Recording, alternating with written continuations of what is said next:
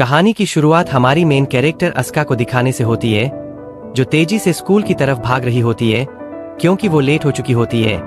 रास्ते में उसकी नज़र एक बीस्ट फॉक्स पर पड़ती है, जो इंसानों जैसे दिखते हैं लेकिन उनके अंदर जानवरों जैसी खूबियां होती है। वो सोचती है, लगता है मैं कुछ ज़्यादा ही देखने लगी हूँ, लेकिन ज़्यादा ध्यान नहीं देती और स्कूल की ओर बढ़ जाती है। फिर सीन स्कूल में शिफ्ट होता है, जहाँ टीचर बीस्ट फॉक्स के बारे में बता रहे होते हैं। उन्हें एक एक्सपेरिमेंट के तौर पर बनाया गया था और वो पास के एक स्पेशल एरिया में रहते हैं। उनकी संख्या करीब 3000 है, लेकिन अब उन्हें इंसानों की तरह पढ़ने का मौका मिलने वाला है। तभी एक लड़की पूछती है, क्या वो बहुत अग्रेसिव नहीं होते? टीचर बोलती है, सरकार ने सब जांच ली है, अब सब सेफ है। और वही दूसरी तरफ जब अस्का स्कूल पहुंचती है तो गेट बंद मिल जाता है। वो पीछे की दीवार से चढ़ने की कोशिश करती है। तभी उसे एक लड़का दिखता है जो कहता है, लगता है तुम भी लेट हो। वो उसकी मदद करने आगे बढ़ता है। तभी उसे एहसास होता है कि वो लड़का एक बीस्ट फॉक्स है। दोनों का आई कांटेक्ट होता है और वो लड़का उसका हाथ पकड़कर दीवार के ऊपर चढ़ जाता है। फिर वो मुस्कुराकर कहता है, थैंक यू, और अंदर चला जाता है। अस्का डर जाती है क्योंकि सब कहते हैं कि बीस्ट फॉक्स खतरनाक होते हैं। वो क्लास में पहुंचती है, जहां उसके दोस्त उसको चिढ़ाते हैं, आज फिर लेट। वो बताती है कि उसने एक बीस्ट फॉक्स देखा जिसने उसकी मदद की। तभी टीचर अंदर आते हैं और नए स्टूडेंट को बुलाते हैं, जो कि वही बीस्ट फॉक्स वाला लड़का होता है जिसका नाम हिडका होता है। क्लास में सब हैरान रह जाते हैं। टीचर कहते हैं, तुम अस्का मारी के बगल में बैठो।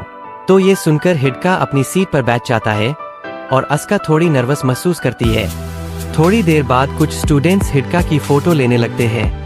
तभी एक लड़का मजाक में पूछता है, क्या तुम जानवरों से बात कर सकते हो? तो ये सुनकर अस्का डर जाती है कि कहीं वो गुस्सा ना हो जाए, लेकिन पास खड़ा युकिहिरो उस लड़के को डांट देता है। हिडका हंसते हुए कहता है, मैंने आज तक कभी किसी डॉग को नहीं देखा, लेकिन अगर कभी मिला तो बात जरूर करूंगा। सब थोड़ा अजीब महसूस करते हैं, लेकिन युकिहिरो मुस्कुराकर कहता है, मुझे तुझसे मिलकर अच्छा लगा। फिर कुछ देर बाद घर लौटते वक्त अस्का सोचती है कि उसकी जिंदगी तो नॉर्मल है, लेकिन हिडका के लिए नॉर्मल कुछ और ही होगा। तभी वो देखती है कि कुछ लड़के हिडका को परेशान कर रहे हैं। वो बोलते हैं, अब क्या करेगा तू? लेकिन हिडका शांति से कहता है, मैं बस घर जाना चाहता हूँ।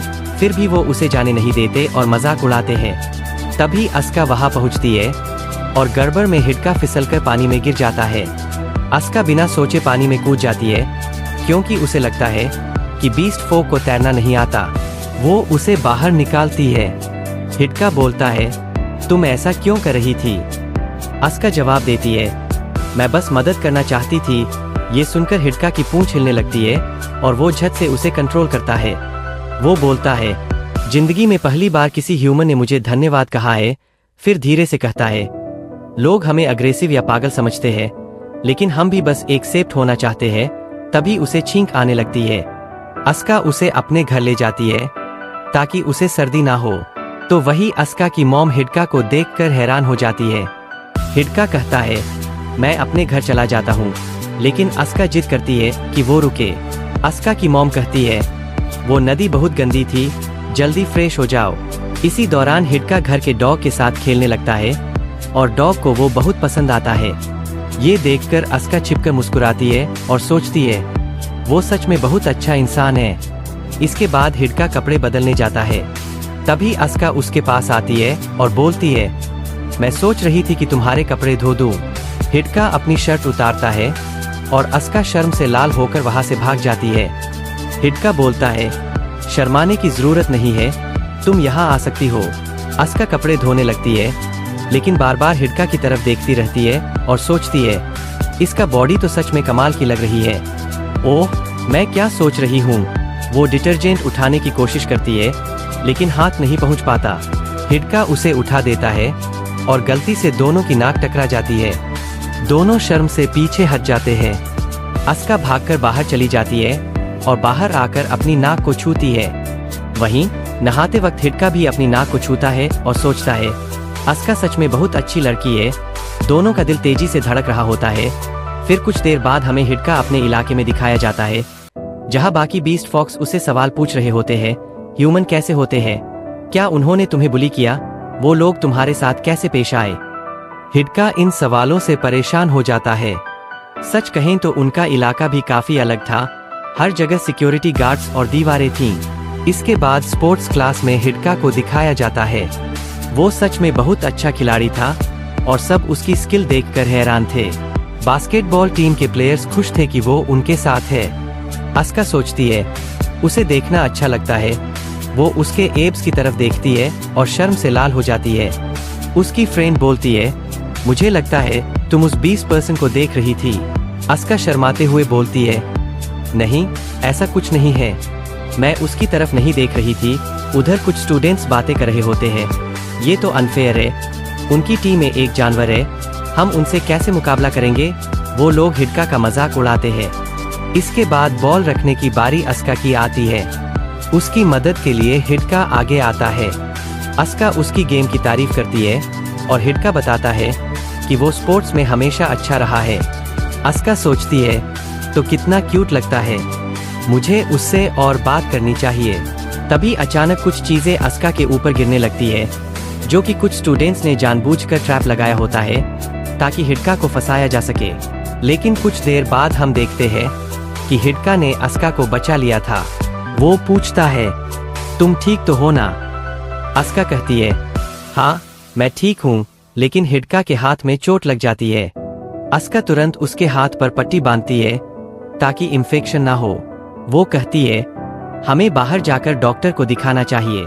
हिडका जवाब देता है, बीस्ट फोक के लिए अभी कोई डॉक्टर नहीं है। हमें अपना इलाज खुद ही करना पड़ता है। ये सुनकर अस्का सच में हैरान हो जाती है, क्योंकि ये बात सच में बहुत अजीब थी। एक तरह से देखा जाए तो हिडका बताता है कि यही वो कारण है जिसके चलते मैं स्टडी करना चाहता हूँ। मैं चाहता हूँ कि जल्दी से एक अच्छा डॉक्टर बन जाऊँ ताकि अपने साथियों की मदद कर सकूँ। लेकिन इंसानों को लगता है कि हम बहुत ज्यादा एग्रेसिव हैं। इसके बाद अस्का सोचने लगती है कि सच बताओ तो मैंने हिडका की मन की बात सुनी और मैं चाहती हूँ कि उसकी इच्छा किसी तरह पूरी हो जाए और उसके रास्ते में कोई रुकावट ना आए। फिर अस्का कहती है, तुम्हें हमेशा परेशान नहीं रहना चाहिए, इससे तुम थक जाओगे और पढ़ाई पर भी असर पड़ेगा। क्या पता मैं तुम्हारी कुछ मदद कर सकूं? हिडका पूछता है, आखिर तुम मेरी मदद क्यों करना चाहती हो? अस्का जवाब देती है, क्योंकि हम फ्रेंड्स हैं ना, इसलिए। इसके बाद अस्का को एहसास होता है कि उसने शायद कुछ ज्यादा बोल दिया है। वो थोड़ा घबरा जाती है और गिरने वाली होती है, लेकिन सही वक्त पर हिडका उसे पकड़ लेता है। तभी वो बोलता है, क्या तुम सच में मेरी फ्रेंड बनना चाहती हो? सच कहूँ तो ये सुनकर मुझे बहुत अच्छा लगा। अब दोनों के बीच का माहौल बहुत अच्छा हो जाता है। लेकिन तभी अचानक हिडका को कुछ होने लगता है। उसे अस्का के शरीर से एक अलग सी खुशबू आने लगती है। शायद वो उसके परफ्यूम की थी। अब हिडका थोड़ा एग्रेसिव होने लगता है। वो अस्का की गर्दन को चाटने लगता है और अपने ऊपर बिल्कुल भी कंट्रोल नहीं कर पा रहा होता है। वहीं अस्का डर जाती है और सोचती है, आखिर ये क्या करने की कोशिश कर रहा है? मैं तो हिल भी नहीं पा रही हूँ। कि तभी युकिहारा वहां आ जाता है और दोनों को आवाज लगाता है। उसकी आवाज सुनते ही हिडका अपने आप पर कंट्रोल कर लेता है और अस्का से दूर हट जाता है। खुद को रोकने के लिए वो अपने ही हाथ को काटने लगता है। अस्का उसे शांत करने के लिए आगे बढ़ती है, लेकिन हिडका कहता है, दूर रहो, मुझे टच मत करो। फिर वो बोलता है, प्लीज माफ करना, मैं तुम्हारे ऊपर कुछ ज्यादा ही एग्रेसिव हो गया था। तभी युकिहारा दरवाजा खोलता है। हिडका उसे धन्यवाद कहकर वहां से चला जाता है। युकिहारा कुछ समझ नहीं पाता, जबकि अस्का सोचती है, सच में उस वक्त मैं बहुत डर गई थी। इसके बाद हिडका अकेला दिखाया जाता है, जो खुद को शांत करने की कोशिश कर रहा होता है। वो सोचता है, अस्का बहुत स्ट्रॉन्ग है, लेकिन मेरे अंदर जो फीलिंग्स है वो नहीं होनी चाहिए। तो वही दूसरी तरफ अस्का, जो युकिहारा के साथ चल रही होती है। युकिहारा पूछता है, वहाँ क्या हुआ था? अस्का चुप रहती है। युकिहारा मुस्कुराकर कहता है, ठीक है, अगर नहीं बताना चाहती तो कोई बात नहीं। अस्का सोचती है, उस वक्त मेरा हार्ट बीट बहुत तेज हो गया था। फिर वो पूछती है, क्या ऐसा हो सकता है कि कोई जानवर इंसान से प्यार करे? युकिहारा हंसकर कहता है, अगर दिल सच्चा हो तो कुछ भी मुमकिन है। अस्का कहती है, थैंक यू, मुझे अब अपने आप पर कंट्रोल रखना होगा। फिर सीन शिफ्ट होता है, जहाँ कुछ गुंडे हिडका की किताबें फेंक रहे होते हैं और कहते हैं ये सब गार्बेज है। ये देखकर अस्का और युकिहारा रुक जाते हैं। युकिहारा आगे बढ़ता है और बोलता है तुम लोग क्या कर रहे हो? तभी सफेद बालों वाला एक लड़का कहता है क्या तुम भी हमारे साथ ज्वाइन होना चाहते हो? युकिहारा जवाब देता है ये किताबें हिडका की है, इन्हें वापस कर दो। और उसका फोन भी। वो सफेद बालों वाला लड़का मुस्कुराकर कहता है तुम्हारी क्लास में एक जानवर आ गया है, इसलिए पावर का बैलेंस बिगड़ गया है। युकिहारा उसकी बात समझ नहीं पाता। वो आगे कहता है अगर कोई जानवर इंसानों की तरह जीने की कोशिश करे तो ये देखना दिलचस्प है। अस्का मन में सोचती है मैं भी चाहती हूँ कि सब उसे नॉर्मल समझे। तभी वो लड़का कहता है तुम्हें उसे इंसान मानने की जरूरत नहीं है। वो हिडका की किताब को फेंक देता है, लेकिन अस्का उसे पकड़ लेती है। सब हैरान रह जाते हैं। अगली ही पल वो दूसरी किताब अस्का पर फेंकता है, जिससे वो गिर जाती है। लेकिन तभी सही वक्त पर हिडका आकर उसे पकड़ लेता है और पूछता है तुम ठीक हो ना? वो कहती है हाँ मैं ठीक हूँ। सफेद बालों वाला लड़का पूछता है तू यहाँ क्या कर रहा था? हिडका शांत लेकिन शक्ति में बोलता है कमजोरों की तरह एक्ट करना छोड़ दे और सीधा रह। लड़का उसकी बात सुनकर चुपचाप वहां से चला जाता है। युकिहारा हंसकर कहता है तो सच में कमाल है। लेकिन तभी हिडका गुस्से से बोलता है क्या तुम लोग पागल हो? एक नोटबुक के लिए इतना रिस्क क्यों लिया? अगर कुछ हो जाता तो? अस्का मुस्कुराकर जवाब देती है क्योंकि मैं चाहती हूँ कि तुम्हारा फ्यूचर थोड़ा आसान हो जाए। उसकी ये बात सुनकर हिडका का दिल जोर से धड़कने लगता है। युकिहारा हंसते हुए कहता है भाई तू बढ़िया है, मैं तेरा दोस्त बनूंगा स्कूल में। अगर कभी मदद चाहिए हो तो मुझसे कहना। ये सुनकर हिडका खुश हो जाता है। फिर तीनों मजाक करने लगते हैं। युकिहारा उसके बालों को सहलाता है और अस्का थोड़ा जेलस महसूस करती है। वो भी ऐसा करना चाहती थी क्योंकि उसके बाल बहुत सॉफ्ट थे। हिडका कहता है थैंक यू मुझे नॉर्मल इंसान की तरह ट्रीट करने के लिए। अस्का और युकिहारा बोलते हैं हम सबको बताएंगे कि तुम बिल्कुल हार्मलेस हो। हिडका कहता है तुम्हें ऐसा करने की जरूरत नहीं है। दोनों मुस्कुरा देते हैं। इसके बाद युकिहारा बोलता है अगर वो लोग फिर से तुम्हें परेशान करें तो तुम कुछ मत करना, नहीं तो मुझे हाथ उठाना पड़ेगा। हिडका जवाब देता है भाई उसकी जरूरत नहीं है। तभी युकिहारा उसके हाथ पर बाइक का निशान देखता है और पूछता है ये क्या है? वो निशान देखकर अस्का को फिर से अजीब महसूस होता है। अगले दिन क्लास में युकिहारा एक पर्ची फेंकता है और पूछता है कि हिडका के हाथ में क्या हुआ। अस्का सब याद करने लगती है और सोचती है शायद अब हमारे बीच एक दीवार आ गई है। इसके बाद सब युकिहारा के घर मीटिंग के लिए इकट्ठे होते हैं। वहाँ उसके भाई भी होते हैं जो हिडका को ध्यान से देखते हैं। युकिहारा उन्हें जाने को कहता है लेकिन वो नहीं जाते। फिर वो पूछता है तुम अस्का से दूर क्यों रह रहे हो? इस पर हिडका बताता है कि जल्द ही ल्यूनर एक्लिप्स आने वाला है जो मार्च से अप्रैल के बीच शुरू होता है। उस दौरान उन्हें सर्दी, कमजोरी और थकान महसूस होती है और 20 लोगों को इन चीजों से पूरी जिंदगी जूझना पड़ता है। हिडका कहता है कभी कभी हम एग्रेसिव हो जाते हैं और खुद पर कंट्रोल नहीं रख पाते। युकिहारा कहता है मैंने तो सुना था इंसान और जानवर ज्यादा घुलते नहीं। तभी सच्चाई सामने आती है। हिडका असल में एक बीस्ट और ह्यूमन के प्यार से पैदा हुआ बच्चा था। उसने कभी अपने पेरेंट्स को नहीं देखा। ये सुनकर अस्का खुश होती है, मतलब वो कोई एक्सपेरिमेंट नहीं है, इसलिए बाकी 20 जैसा नहीं। हिडका बताता है आज सुबह मैंने खुद पर कंट्रोल खो दिया था, शायद अस्का को हर्ट कर देता। युकिहारा समझ जाता है तो यही वजह है कि तुम अस्का से दूर रहना चाहते हो। अस्का अंदर ही अंदर कंफ्यूज थी, रहना भी चाहती थी और दूर भी। तभी युकिहारा कमरे से बाहर निकलकर दरवाजा लॉक कर देता है। बाहर से कहता है चलो देखते हैं तुम खुद पर कंट्रोल रख पाते हो या नहीं। हिडका घबराता है ऐसा मत करो, लेकिन अस्का कहती है हमें कोशिश करनी चाहिए। बाहर युकिहारा सोचता है लगता है अस्का को हिडका पसंद आने लगा है।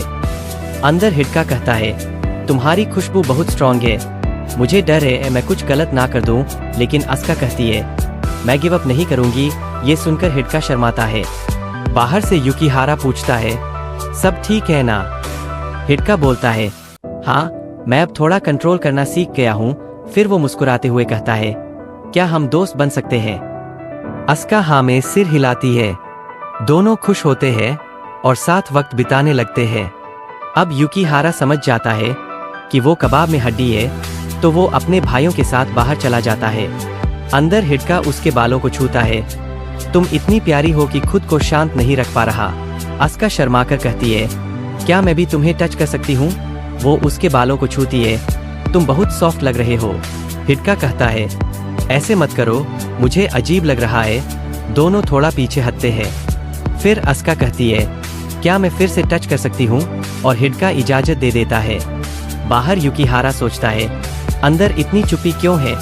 अंदर हिडका कहता है, क्या मैं तुम्हारे गाल टच कर सकता हूँ? अब दोनों के बीच एक प्यारा लेकिन नाजुक पल था। अस्का सोचती है, उसका हाथ कितना गर्म है। लेकिन तभी हिडका फिर से कंट्रोल खोने लगता है। वो अस्का को टाइटली पकड़ता है और कहता है, मुझे नहीं पता मुझे क्या हो रहा है, लेकिन तुम बहुत क्यूट लग रही हो। अस्का के मन में आवाज आती है, आई लव यू हिडका। और तभी हिडका खुद को रोक नहीं पाता। वो अस्का को बिस्तर पर गिरा देता है और फिर से उसे लिक करने लगता है। बाहर युकिहारा दरवाजा तोड़ने की कोशिश करता है, लेकिन उसके भाई रोकते हैं। अंदर अस्का डर के मारे बोलती है, प्लीज तुम्हें शांत होना होगा। हिडका याद करता है जब उसने आई लव यू कहा था और थोड़ी देर के लिए रुकता है, लेकिन फिर भी खुद को रोक नहीं पाता। वो अस्का के पैर पर बाइट करता है। उसे उसका स्वाद बहुत मीठा लगता है।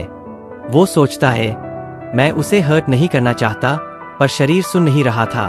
आखिरकार अस्का हिम्मत करके उसे जोर से धक्का देती है और बोलती है, तुम्हें अपने आप पर कंट्रोल करना होगा। तभी युकिहारा दरवाजा तोड़कर अंदर आता है। हिडका कोने में बैठा होता है और उसने अपना जैकेट अस्का को पहना दिया होता है। युकिहारा माफी मांगता है क्योंकि उसकी प्लानिंग गलत साबित हुई। उसके भाई भी डर गए थे। अस्का बोलती है, माफी मत मांगो, मुझे यकीन है कि हिडका ठीक हो जाएगा। लेकिन हिडका कहता है, शायद मुझे अब तुम लोगों के साथ नहीं रहना चाहिए। अस्का खतरे में पड़ सकती है, लेकिन फिर बोलता है, लेकिन अब मुझे उम्मीद मिली है। मैं कोशिश करूंगा कि ऐसा फिर कभी न हो। युकिहारा हंसते हुए कहता है, भाई अब तो हम स्कूल में खूब मजे करेंगे। सबके चेहरे पर फिर से मुस्कान लौट आती है। अस्का भी उनके साथ हंसती है, लेकिन उसके दिल में अब भी हल्की सी उदासी रह जाती है। और इसी के साथ ये एपिसोड यहीं खत्म हो जाता है। अगर आपको वीडियो पसंद आई हो तो लाइक करें, शेयर करें और कमेंट करें। और अगर आप इस एनिमे के और एपिसोड्स देखना चाहते हैं तो चैनल को सब्सक्राइब करना ना भूले। तो चलिए अब हम मिलते हैं आपसे अगली वीडियो में, तब तक के लिए बाय बाय।